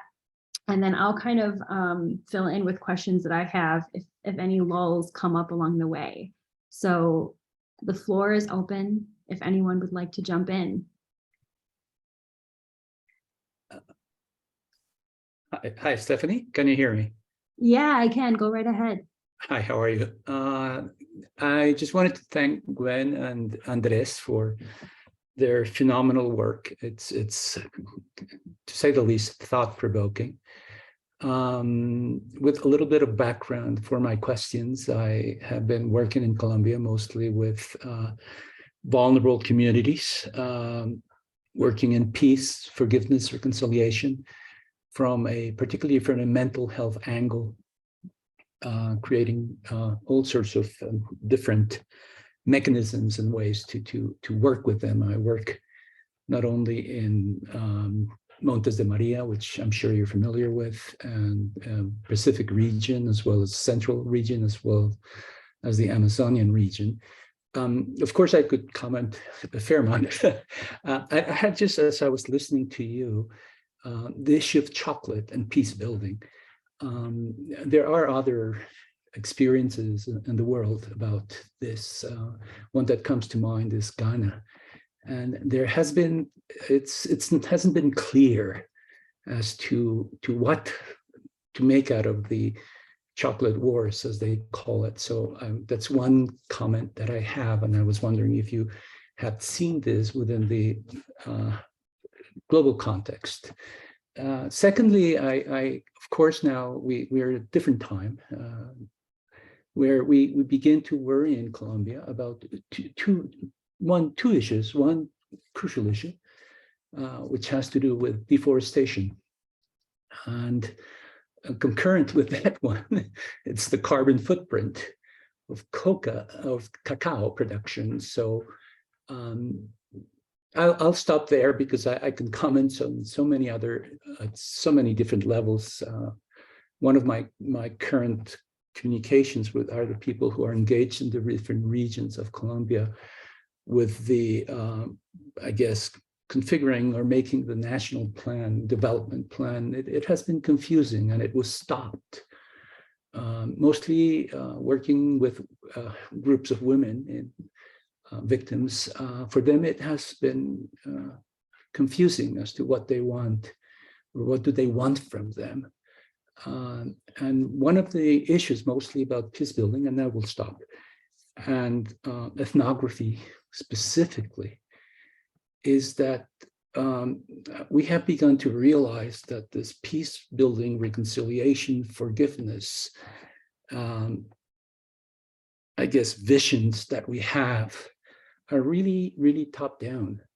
When one does ethnography of peace building in the regions in Colombia, as I've tried to, one begins to realize that this disconnect between peace building community and those that are really engaged in the conflict, and what they perceive from us is not what we have in our heads as to change your narrative from vengeance to acceptance, change your narrative from isolation to communication with groups. So I'll stop there. I just wanted to just simply point little things that sort of came up as I was listening to you. And again, thank you so very much for all of your efforts and in Colombia and for Colombia, I would say. Thank you so much for those comments and for the questions. Who would like to address the question, or do you both want to jump in on this one? I mean, I'm also happy for us to take maybe a couple of questions I know we don't have a huge amount of time, so maybe good idea. Give the opportunity to, I mean, I would love to carry on talking with you, Pablo, but I think why don't we have a couple, or couple Certainly. more, and we can try and respond to a group in one go. Great idea. Yeah, anyone else want to get in on any questions here or comments on the film or any of the discussion so far? I'm also shuffling through my here to get, I have so many pieces of paper. I wrote down a lot of notes because there was. Well, I mean, we could, I guess, respond to Fabio in the meantime, while people get their thoughts together. So first of all, also just maybe, don't want to sound like a shameless plug, but I'm very happy to share the PDF of my book with anyone, Stephanie, either in Spanish or in English. It is available in Colombian bookstores in Spanish now, but in case, Fabio, you're interested, I'm very happy to send you that. In terms of the chocolate wars and kind of global chocolate production, I'm not a scholar of global cacao. Like I seem to get invited to all of these spaces where there are experts on chocolate talking because they want me to show the film, and it's great because I get to try chocolate and understand what makes it all different and special. But I'm not, I learned about chocolate from the peace community, not from really, I mean, the chocolate was also kind of an accident. But I think what was really interesting, I mean, what's been interesting also is during the time that I was making the film, cacao, the crop, the tree, was also becoming a kind of iconic crop in Colombia as the crop that could be the peace crop. And there's been a lot of investment in cacao, which I think is really interesting, and it's been used to substitute coca in some regions with varying degrees of success. The problem with it is it's quite a slow build, so it takes 2 or 3 years before you have any yield, and then also there are various issues with it because actually when you produce, like the peace community produce cacao for exportation, but they produce chocolate just for artisanal production. Like they don't have, you have to have a much more technified process of fermentation and things in order to get the kind of quality cacao beans that you would be able to use to make the kind of chocolate bars that we buy. So that's one thing. But the interesting thing that I did do research on was a bit about the company that buys the cacao, which is Lush. It's called Lush. I'm sure you have them in where some of you are. I think they might be going to Colombia eventually, actually. Someone told me that they're gonna open a shop in Bogota. But they what I was interested in is the peace community's perception of that commercial relationship. So I didn't study Lush, although I spoke a lot to them, to their directives and stuff, but the peace community perceived them as very different from the multinational companies that cause harm in Colombia, notably mining companies, Chiquita Brands or Drummond or Coca-Cola, which are companies that have been associated with human rights violations. So the peace community saw Lush as different, as alternative, because not only were they buying their cacao at a better price, they were also helping them with the organic certification, the fair trade certification. They were helping them solve problems to do with the export chain. And they were also doing advocacy on their behalf. As you saw in the film, there's a little bit where we had a campaign and we got some signatures from consumers of Lush to lobby the Colombian government to protect the peace community. So for that reason, the community were really pleased. When I was making the film, it was interesting because I took a copy of the film to the community before we finished it and said, here is a draft, what do you guys think? Because of course you want the community to be happy with how they're being represented. And they said, well, we love it, but you can't show any images of children working. So we had, for them, community work is such an important part of their project as a community. They go together, they work, women, children, men, donkeys, cows, pigs, dogs, old people, they all go together and they have a day of working together on a common project. So I'd filmed this, thinking this is really important for their identity, so we have to have this in the film. And they were like, no, we're just worried we might lose our fair trade certificate, because if they see children working, then they'll think it's child slavery, which of course has been an issue with a lot of cacao producers in Central America and other places. And so that was something I would have never thought of this. So I'm learning something here. And I just want to mention, because I'll let Andrei talk about the COCA and the diálogos regionales maybe, but I think with regards to I've had this kind of long going dispute with Andrei about the peace community's own narrative. And in many ways, it's been a really productive dispute, because it ended up with me focusing quite a lot on this issue in my book.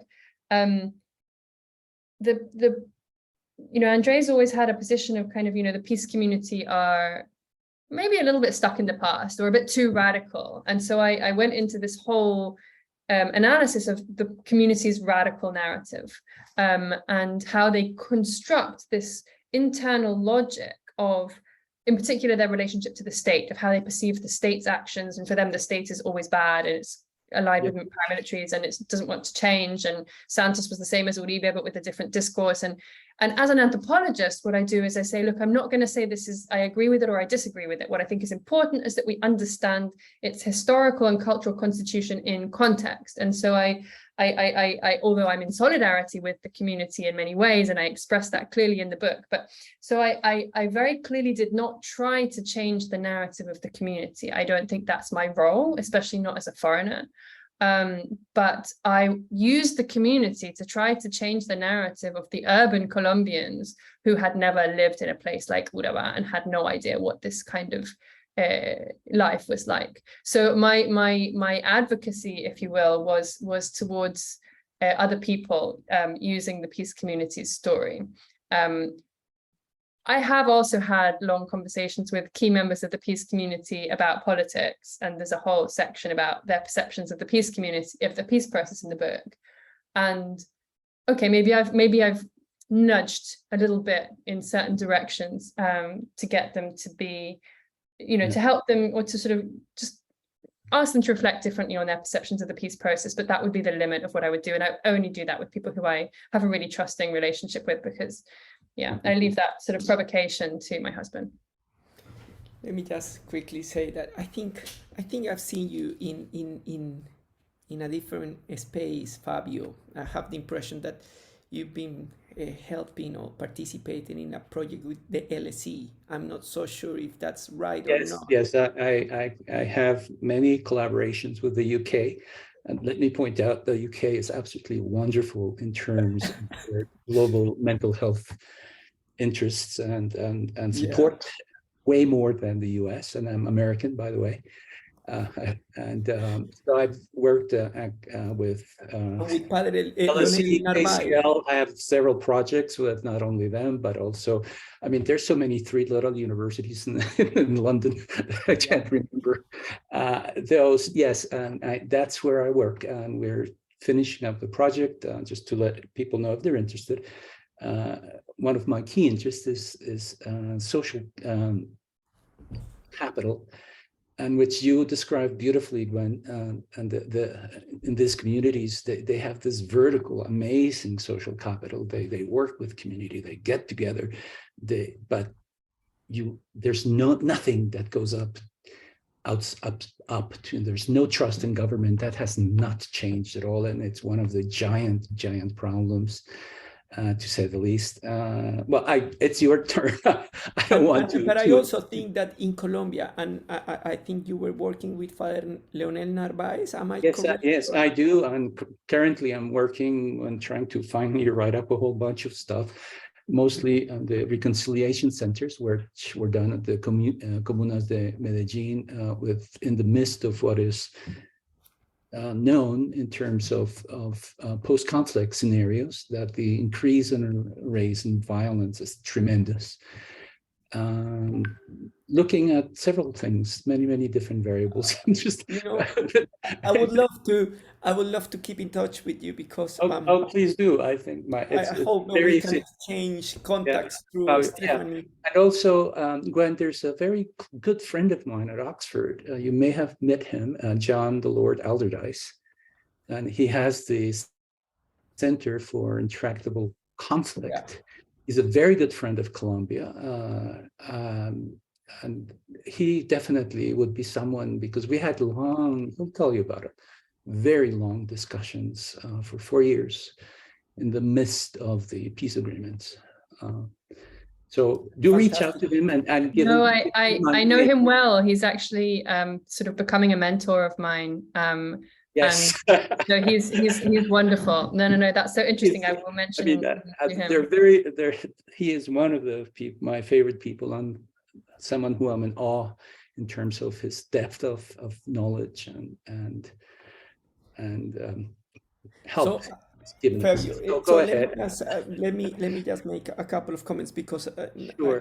Just very quickly on what you said about the National Development Plan, and that it's been very confusing for so many people. I completely agree with you. I mean, actually, someone told me at some point at the beginning of the government that they were in a moment of creative anarchy. I think it's not a bad thing, in a way. I mean, it's the first time in 200 years that the left has been in power, and that many people have huge expectations, and they have been trying to come up with an idea of, we can create a government that opens spaces for participation. And I think that they've been trying to adjust the methodology. I'm pretty sure that over the next year there will be lots of complaints and criticisms, but I think the government is trying to do something different. It's been inviting the sectors of society to participate, to try to contribute, to think about what is the sort of policies that they need to see to feel that they live in a country in which social justice is part of this total peace agenda that they are promoting. And that allows me to talk a bit about what you said about the way how we think about peace building, reconciliation, and forgiveness, that is quite top down, and is I think there is a long debate within the reconciliation literature. I think you're absolutely right that there are some top down approaches, that are other approaches that romanticize the bottom up approach too. What I found incredible, and that's the reason why I'm trying to think about the research that I'm now doing on reconciliation through different lenses. And what I'm interested to see is, today with the liberal peace agenda, we have got used to these log frames in which we believe the fiction that our brain has created, that time works in a linear way and quite teleological from the past to the future, and that we can measure impact, and that we can do projects and measure how much progress we're doing in each one of these things. And I think that reconciliation, like life in this planet and evolution, works more on a spontaneous way. There are moments of creativity that cannot be measured, that cannot be controlled, that cannot be expected. And trying to just document those moments of creativity that come out of a particular experience, I think is beautiful. And I think that's the beauty of the film that Gwen does. This community is very creative. It's, like they face problems and suddenly they try to find their own, spontaneous solutions to that. And I think that's absolutely beautiful. Last year, I went to Colombia to try to see how some communities who had been affected by the FARC were seeing the work that the FARC was doing, in particular on the mining. And what I found incredible is that, they were actually really reconciled with the FARC. No one knew it. It was not part of a project, but what they were doing was actually changing the real conditions or their life in that particular context. And the FARC was going into that region, helping them recover their territories, being able to do the crops, and it was just by this engagement on without microphones, without big projects, just this idea of, we want to help transform the lives of the people who we affected during conflict. And it was incredible to listen to the social leaders, indigenous leaders in Caquetá saying, before we were afraid of them, we were in the middle of this conflict, and now they come, they help us build the roads, and now we feel that we have moved forward into a different way. And the members of the FARC have not resigned to their identity of revolutionaries, of social change, of we were not just like a terrorist group as they used to portray us, but actually we're people who wanted to do a transformation in the territories, and now we are doing this transformation. Let me just finish by saying that in case you are interested, we are hosting between the University of Winchester, the Oxford Network of Peace Studies, and Rodemos el Diálogo, a series of dialogues that we call critical dialogues on reconciliation. And those critical dialogues on reconciliation, take place once a month. You can log in online. And the beautiful thing is that there, what we are trying to do is to think together. We are not trying to do presentations. We are just trying to say, how can we think together? If you can send me the information, I really appreciate it. I'm going to send it on the chat. Yeah. Well, my email is fabio@bu.edu. That's bostonuniversity.edu. But I appreciate all that you've said. I'm quite sure that three of us or all of us could spend hours and we shouldn't. I mean, of course, I've worked with in any event with many different issues. I'm mostly concentrating with how to talk to youth, and that's a concern of mine right now. There's the young people who are our future, and they have a different language that we need to permeate somehow to learn from them as to what they want. I work now with a program that might disappear, which is conditional cash transfer programs for the most disadvantaged communities in Colombia as a way to fight inequity by creating education. And that program might disappear. So there's lots of work, a lot of work to be done. And any idea will be phenomenal for any of this work. I know creative spontaneity. It's and measuring it where I was saying to myself, God, my entire life has been around measurement. How do I deal with this? And you've obviously noticed it that's how I do it in a sense. Thank you so much for this great discussion. There was a question that came in the chat. I just want to make sure to give voice to that. And I know we're close to the end of our time together as well. So this is from Alma, and she's based in Tokyo. So it's really, really early hours of the morning. So she didn't want to necessarily come on camera, but her question was, Do you think that art, film particularly, can promote peace building in a divided society? And her context is that she does work in Bosnia-Herzegovina. And have you ever, let's see, she says, I've been doing research on reconciliation in post-war divided Bosnia-Herzegovina. And while there has been great emphasis on art as a tool for reconciliation, there has been strong resistance towards movies that depict certain events. For instance, film related to the genocide of Srebrenica was forbidden in one part of the country. Have you ever experienced similar problems in Colombia? She talks about transgenerational transmission of trauma being a problem, and wondering if that's a similar situation with the lack of mental health care in Colombia as well. Well, I think Fabio is best placed to answer the second part of the question. So I think it would be great to hear you actually on that very briefly on the first thing. I mean, there's no censorship in Colombia. And I think the person who most clearly, succinctly put it was an author, a Colombian author called Héctor Abad Pasiolince, who, when he was giving a talk in the UK, in English, with also he was giving a talk about a novel that of his that had been translated into English, and he was there with two other authors from conflict-torn countries in the Middle East, and I can't remember where else, and they had all written books that sort of somehow discussed the conflict, and someone from the audience asked them about censorship and whether they faced any censorship troubles. And the other two authors said things like, well, yes, of course, I can't write certain things, or I had to be in exile, or whatever it was. And Héctor Abad, the Colombian author, just said, no, you can write whatever you want in Colombia, but someone might kill you. So that's that's the way that censorship works in Colombia. They have very democratic laws, but also other risks.